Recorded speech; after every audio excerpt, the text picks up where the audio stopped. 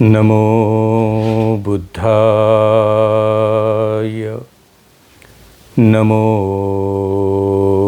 धम्माय, नमो संघाय। साधु साधु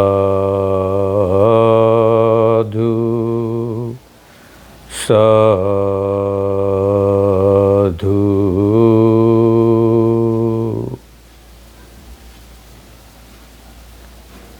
संपूर्ण जगाला दुःखमुक्तीचा संदेश देणारे, दुःखमुक्तीचे मार्गदाता, दुःखमुक्त महामानव तथागत बुद्ध 2500 वर्षानंतर पुनश्च एकदा जम्बूद्वीपातील महान आणि प्राचीन बुद्ध सत्यास पुन्हा एकदा भारतभूमीत स्थापित करण्याहेतू ज्या महापुरुषाची ऐतिहासिक धम्मक्रांती लाभार्थी ठरली, असे ते धम्मक्रांतीचे अनुप्रवर्तक पूजनीय बोधिसत्व भारतरत्न डॉक्टर बाबासाहेब आंबेडकर आणि आज विशेष रूपाने बुद्धाब्द वर्ष 2564 फाल्गुन मास 14 एप्रिल 2021 डॉक्टर बाबासाहेब आंबेडकरांची 130वी जयंती जन्मदिवस। भारतवर्षाबरोबर जगातील अनेक नामवंत देशांनी एकत्र येऊन डॉक्टर बाबासाहेब आंबेडकरांच्या जीवन कार्याचा गौरव आणि त्या कार्यास आपली मानवंदना समर्पित केली। आंतरराष्ट्रीय पटलाने यावर्षी विशेष रूपाने दखल घेतली आणि पूजनीय बोधिसत्व डॉक्टर बाबासाहेब आंबेडकर हे या जगाच्या पाठीवरती किती अत्यंत महत्त्वपूर्ण महामानव म्हणून उदयास आले आणि आज समग्र विश्वभरास त्या महामानवाची किती गरज आहे आणि म्हणून जगाच्या पाठीवर प्रगत, वैज्ञानिक, विकसनशील, विकसित अशा सर्व राष्ट्रांनी डॉक्टर बाबासाहेब आंबेडकरांना वैचारिक रूपाने स्वीकारण्याची प्रत्यक्ष तयारी दाखविली। जपानसारखे राष्ट्र डॉक्टर बाबासाहेब आंबेडकरांचा पूर्णाकृती पुतळा आपल्या देशात स्थापित करते आणि जगाला संदेश देत आहे की बुद्ध विचाराने प्रभावित झालेला एक बोधिसत्व म्हणून आम्ही जपानचे लोक डॉक्टर बाबासाहेब आंबेडकरांना मानत आहोत, स्वीकारत आहोत। जगाच्या पाठीवरती जिथे जिथे बाबासाहेबांचा विचार पोहोचला, तो देश, ती भूमी, ते राष्ट्र आणि त्या देशातील सारा समाज प्रभावित झाला आणि हे आज आपण प्रत्यक्ष पाहत आहोत। खरं तर मागील 2020 आणि हे आज 2021 दोन्ही वर्ष कोविड-19च्या प्रादुर्भावामुळे आपल्याला डॉक्टर बाबासाहेब आंबेडकरांची जयंती मोठ्या उत्सवाने संपन्न करता आली नाही। खरं तर समग्र भारतवर्ष आणि भारतवर्षातील लोक समूह रूपाने एकत्र येऊन न भूतो न भविष्यती भारताच्या इतिहासात एवढं मोठेपण एकाही महापुरुषाला लाभले नाही जेवढे डॉक्टर बाबासाहेब आंबेडकरांच्या जीवन कार्याचा गौरव करणारं वैभव बाबासाहेबांना प्राप्त झाले। जयंतीच्या निमित्ताने डॉक्टर बाबासाहेब आंबेडकरांच्या जीवन प्रवासाने प्रभावित झालेला भारतवर्षाचा समाज की जो दीन, दुबळा, दलित, अशिक्षित, निर्धनी होता, त्याच्यात डॉक्टर बाबासाहेब आंबेडकरांच्या ऐतिहासिक क्रांतीने आमूलाग्र बदल झाला आणि सर्वांगीण जीवनाचं स्वातंत्र्य त्याला मिळालं। ऋणताभाव, महापुरुषांनी दिलेल्या त्या ऐतिहासिक क्रांतीच्या प्रभावाचा आनंद आणि मी किती बदललो, माझ्यात किती परिवर्तन झाले, याचा संदेश जगाला देता यावा म्हणून पुन्हा पुन्हा प्रत्येक वर्षी डॉक्टर बाबासाहेब आंबेडकरांच्या जीवन कार्याचा गौरव करणारी मानवंदना आपल्याकडून दिल्या जाते. आपल्या सर्वांचा त्यात गौरव आहे. बाबासाहेब आंबेडकरांच्या जीवन कार्याने आपलं जीवन किती प्रभावित, प्रफुल्लित आणि परिवर्तनीय झाले हे दाखविण्याची आपली जी कसरत प्रत्येक वर्षातून एकदा चालते ती उल्लेखनीय आहे. कोविडमुळे हे 2 वर्ष आपल्याला तेवढ्या प्रमाणामध्ये तो गौरव करता आला नाही. दुःख नका मानू. खरं तर इतिहासामध्ये तुमचा आणि माझा अत्यंत संयमशील आंबेडकराईट सोसायटी असा प्रकारचा एक उल्लेख होणार आहे. कोविड-19चा प्रादुर्भाव, संसर्ग एकापासून दुसऱ्यापर्यंत जाऊ नये म्हणून आंबेडकरी विचाराचा सर्व समाज किती संयमाने दोन्ही वर्ष घरातच राहून डॉक्टर बाबासाहेब आंबेडकरांची वैचारिक सन्मानपूर्व जयंती संपन्न केली अशा प्रकारचा इतिहास तुम्हाला स्मरणित करेल. आणि म्हणून आज विशेष रूपाने डॉक्टर बाबासाहेब आंबेडकरांची ही 130वी जयंती संपन्न करताना बुद्धा ब्रॉडकास्ट यूट्यूब चॅनलच्या माध्यमातून मी स्वतः भदंत मैत्रेय घोष आयुपाल स्थवीर आपल्यासाठी एक वैचारिक पूर्ण डॉक्टर बाबासाहेब आंबेडकरांचा जीवन प्रवास आणि त्या प्रवासाचा गौरव आपण घरीच राहून यूट्यूबच्या माध्यमातून ते आपल्याला समजून घेता येईल का आणि मला ते आपणास समजून देता येईल का अशा प्रकारचा हा प्रयत्न करण्याहेतू या समग्र 14 एप्रिल 2021 ते 30 एप्रिल 2021 पर्यंत बाबासाहेबांच्या विविध पैलूवरती आणि विचारावरती भाष्य करता येईल. दररोज डॉक्टर बाबासाहेब आंबेडकरांच्या जीवन कार्याचा गौरव करताना केवळ शब्द, भावनिकता आणि नावाचा उदो एवढ्यापुरतंच मर्यादित न राहता डॉक्टर बाबासाहेब आंबेडकरांना अभिप्रेत असलेला निर्वाणानंतरचा आंबेडकर, अर्थात त्यांचे निर्वाण झाल्यानंतर एक वैचारिक डॉक्टर बाबासाहेब आंबेडकर कायम रूपाने आपल्यामध्ये काम करीत आहेत. कारण ज्या वेळेला बोधिसत्व म्हणून त्यांचा उल्लेख होतो तर बौद्ध साहित्य अशा प्रकारचं सांगते की जर तुम्ही एखाद्या महापुरुषाच्या प्रती एक बोधिसत्व म्हणून एखादं वाक्य कोट करत आहात तर याचा अर्थ बोधिसत्व म्हणून त्यांचा कधी मृत्यू होत नाही.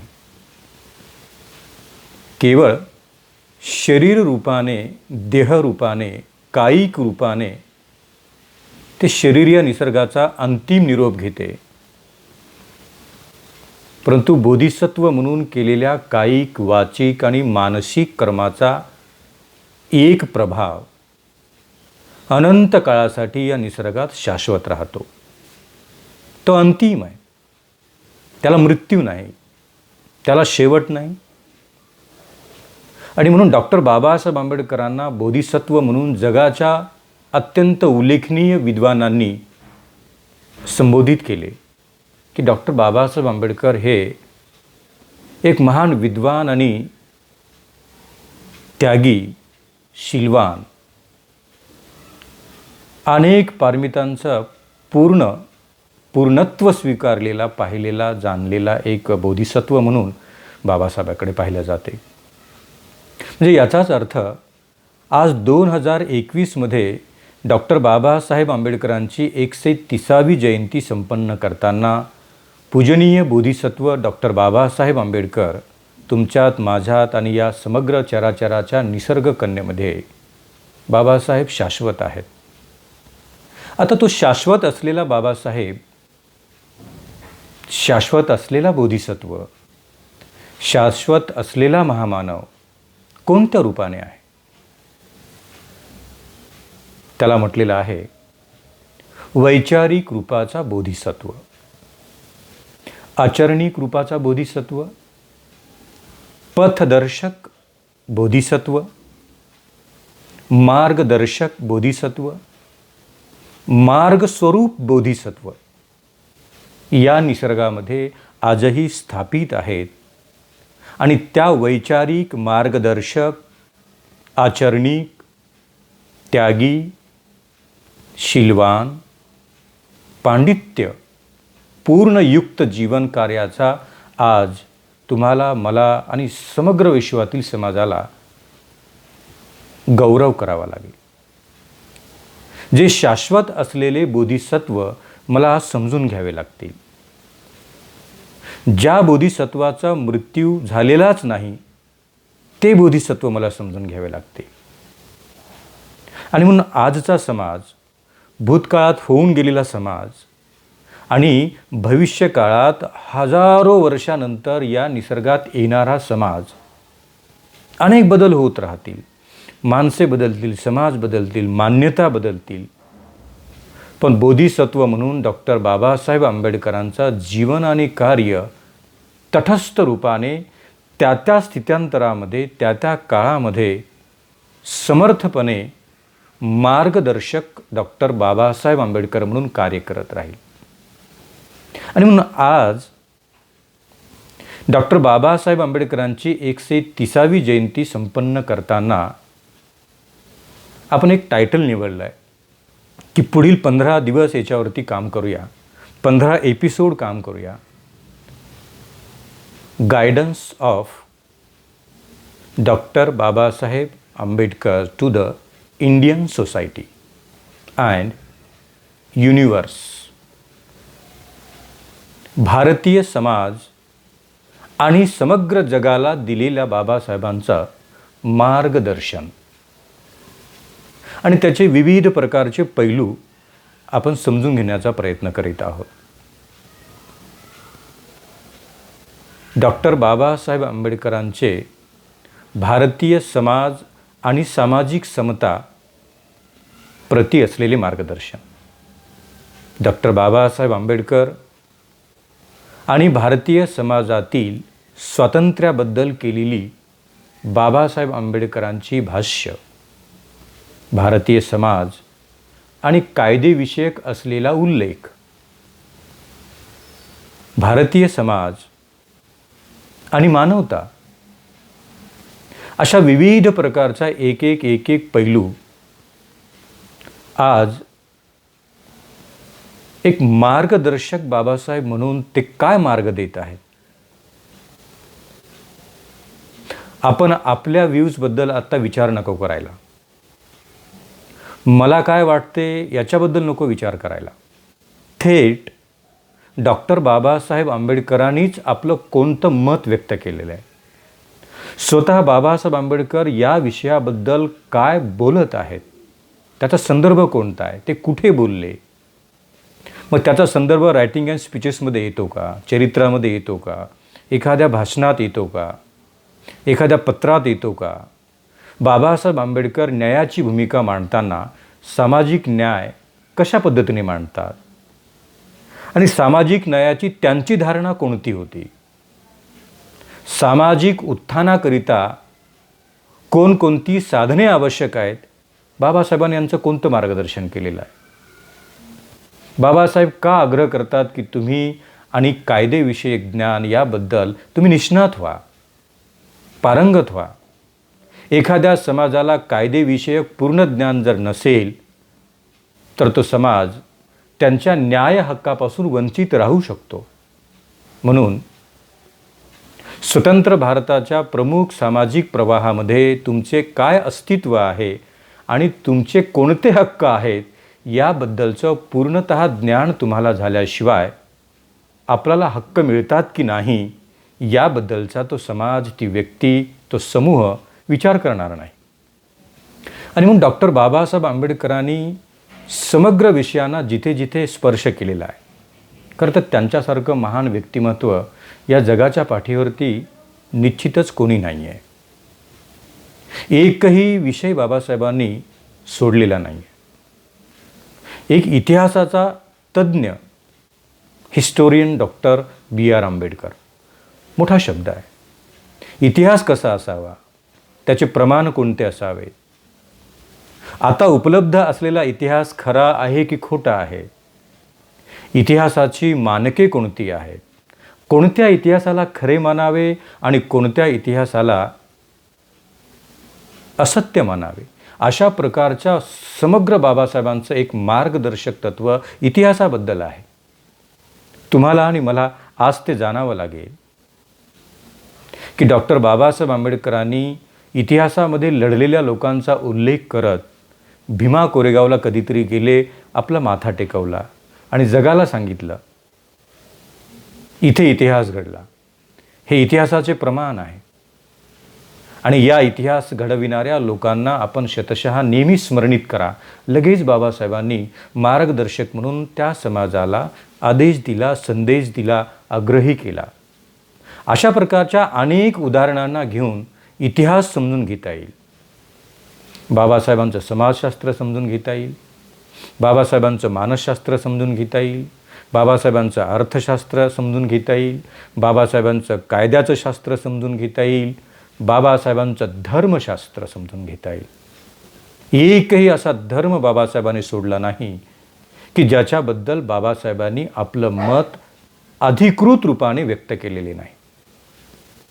त्या धर्माचा पांडित्यपूर्ण एखादा आचार्य जरी असेल, त्याला जेवढे ज्ञान नाही तेवढे ज्ञान बाबासाहेबांकडे उपलब्ध होते. ख्रिश्चन धर्म असेल, मुस्लिम धर्म असेल, हिंदू धर्म असेल, जैन धर्म असेल,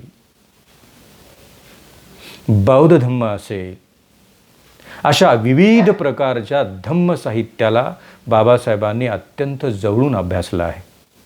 तर चला, आज विशेष रूपाने आपण सर्वजण एकत्र येऊन guidance of doctor Babasaheb Ambedkar about different subject, guidance, guide and guidance, मार्गदर्शक आणि मार्गदर्शन.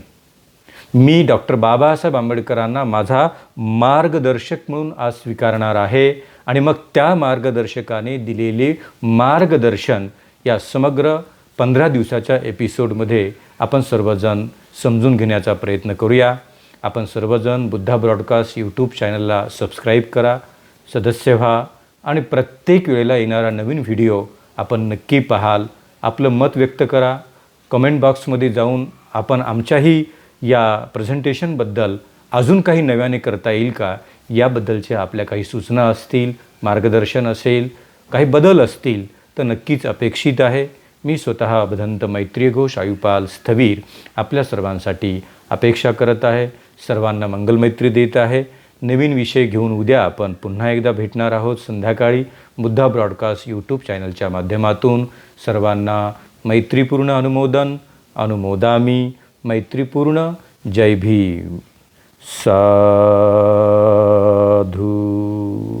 साधू साधू.